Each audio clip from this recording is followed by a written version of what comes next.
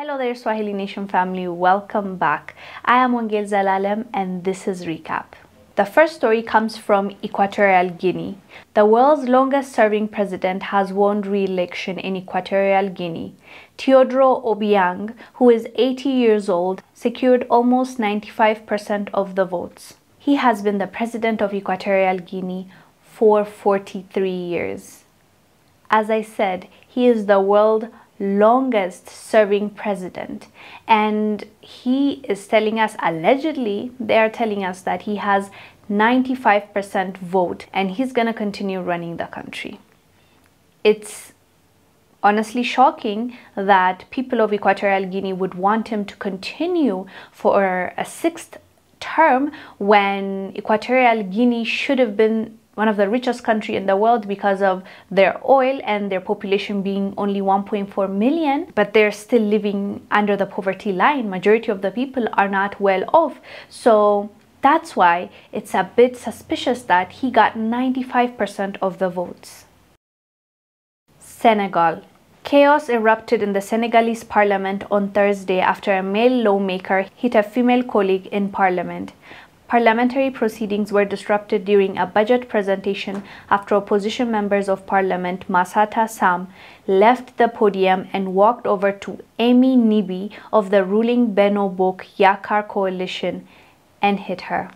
This is unacceptable. How do you behave like this when you're a lawmaker? These people are members of parliament. People elected them to be in that position, to be their voice, but how do you even trust someone to make the right decision on your behalf when they can't even control themselves, when they can't even use their words, instead of getting physical with another member of parliament? This is embarrassing, to say the least.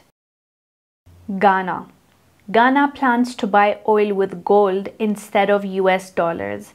Vice President Mahamudu Bawumia has said that in order to protect the country's fast dwindling foreign currency reserves, Ghana wants to pay for oil with gold instead of shelling out precious US dollars.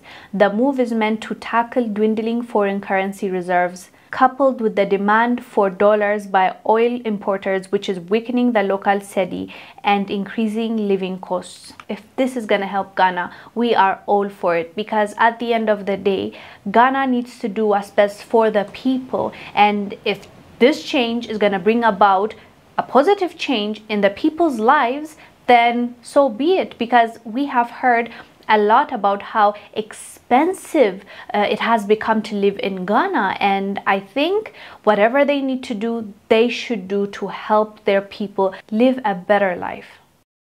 This last story comes from Ghana.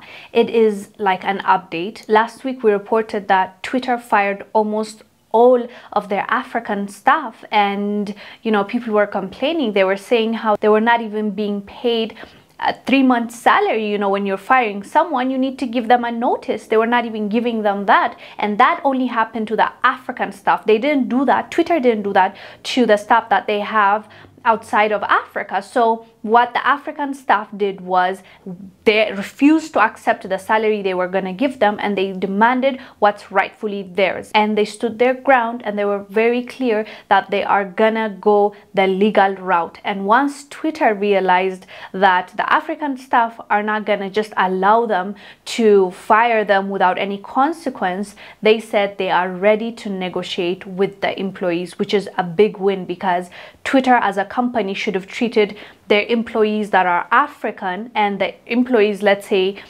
that are American the same way. Like, you should treat everybody equally. Why discriminate against Africans? So basically now Twitter is accepting their fault because they are willing and ready to negotiate with the staff. Very happy to report this. Anyways, family, let us know down below what your thoughts are about the stories we've covered. I'll see you next week. Stay blessed. Bye.